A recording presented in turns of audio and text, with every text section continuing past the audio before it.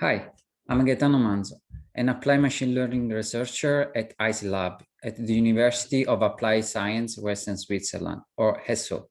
Today, I present you the paper titled Cohort and Trajectory Analysis in Multi-Agent Support Systems for Cancer Survivor.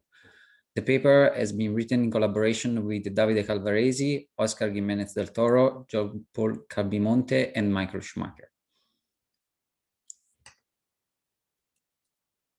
We mainly focus on breast cancer patients, which is one of the most popular cancer. Actually, it's 12% of all annual cancer cases.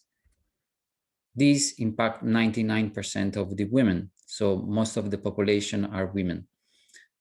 So it's the #1 cancer in women population.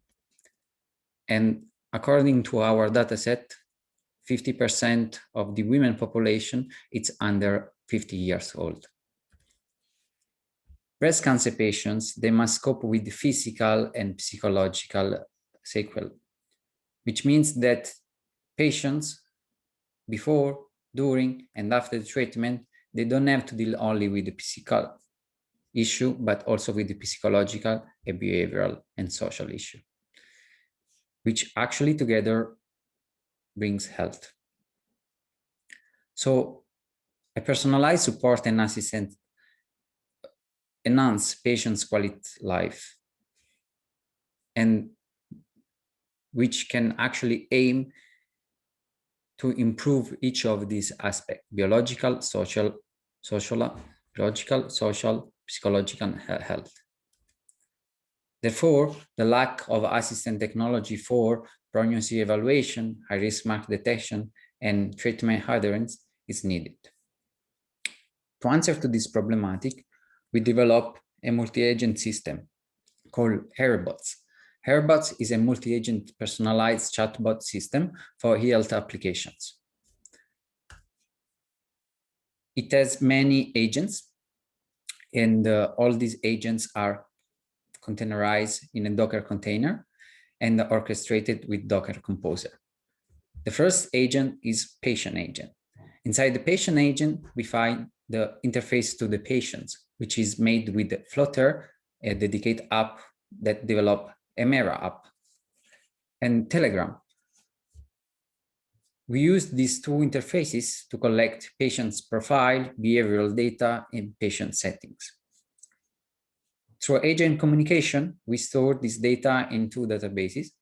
The first one is MongoDB for less sensitive data, and the second one is Thrive for high sensitive data. Finally, we have the doctor agent, which include the perception model, behavioral cohort, and trajectory analysis modules.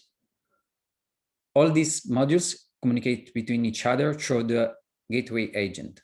And again, all of them are containerized and orchestrated with Docker container. However, today we focus mainly on the cohort and trajectory analysis. Therefore, for more details, please follow the link here or in the description. You will find all the technical details concerning EREBOTS. So now let's check the cohort and trajectory analysis. The cohort and trajectory analysis modules inside the doctor agent input the data from the EHR, so electronic health records data, and the behavioral data, so directly from the patient agent. These data are analyzed. We will see later all the process, but these data are analyzed, processed, and then shared among the other models. And the output of this cohort and trajectory analysis, or CTA, it's actually a decision support for clinicians in order to identify risks, symptoms, or disease.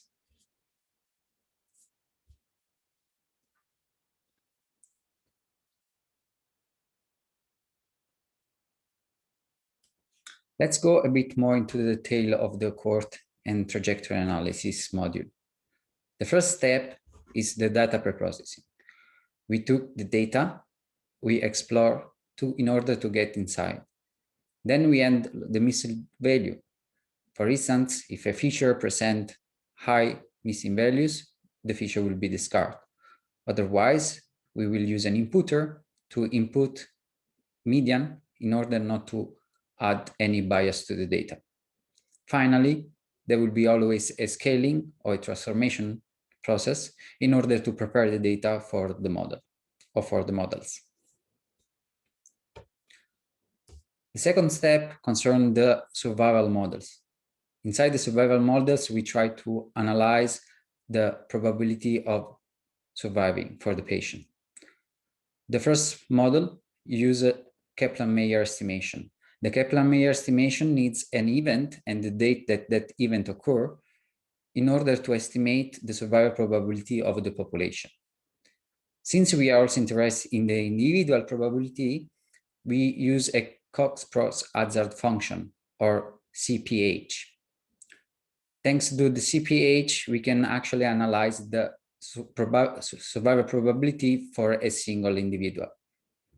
But the CPH uses a linear combination of the patient's feature. Therefore, we need a nonlinear model, which can be a deep search, a nonlinear model, which try to analyze the nonlinear relationship among the features.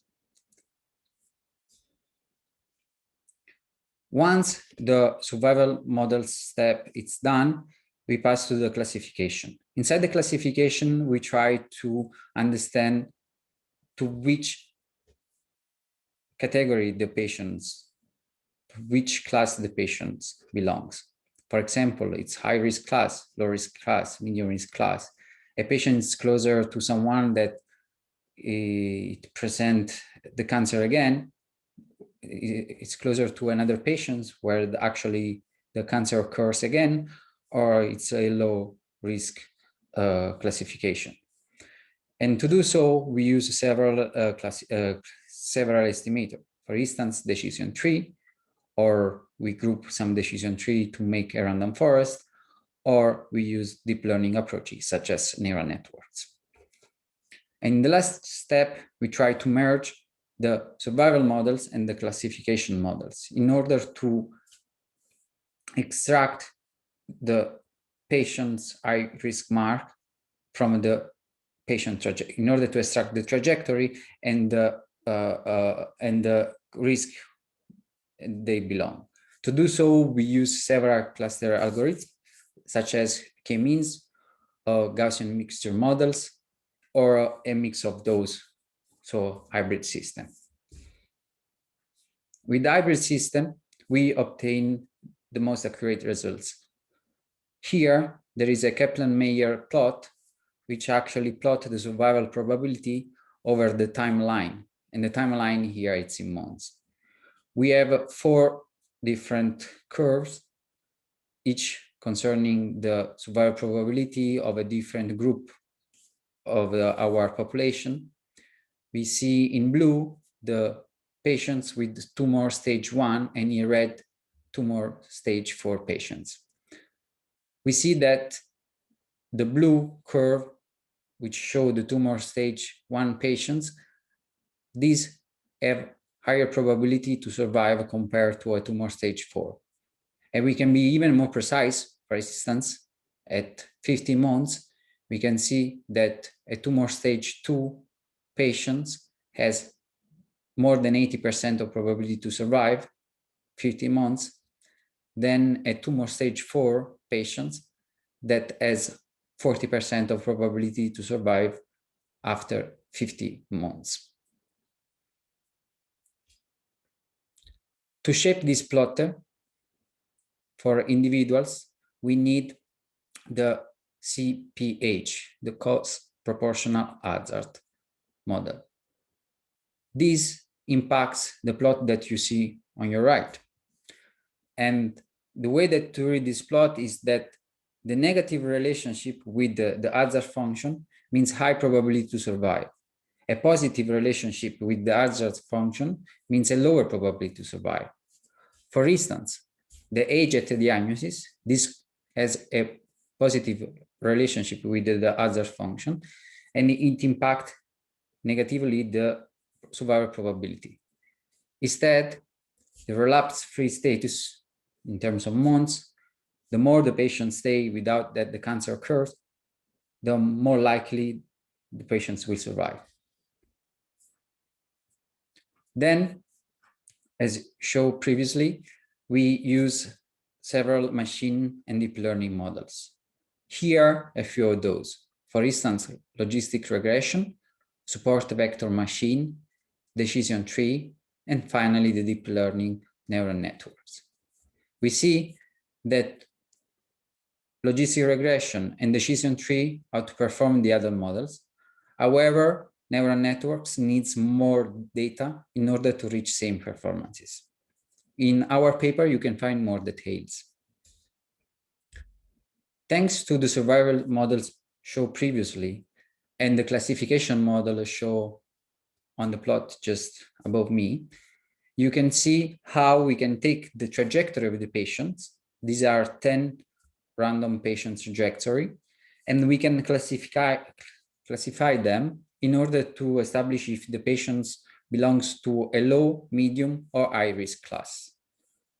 For instance, patients in red zone represent high risk level patients according to the trajectory, according to the hybrid model that we built. Vice versa, the green plot represent the low risk patient trajectory. To conclude, we show how personalized support for breast cancer patients can enhance patients' quality of life. We introduce EREBOTS and we explain details the cohort and trajectory analysis models within. Finally, we show some results using several models, hybrid models, which show high-risk mark detection. As future work, we want to merge behavioral and EHR data in order to extract more insight. We would like to choose enhanced and advanced CTA models in order to select which one perform the best. And finally, we are currently deploying our front-end app called Emera app. So check it out and thank you.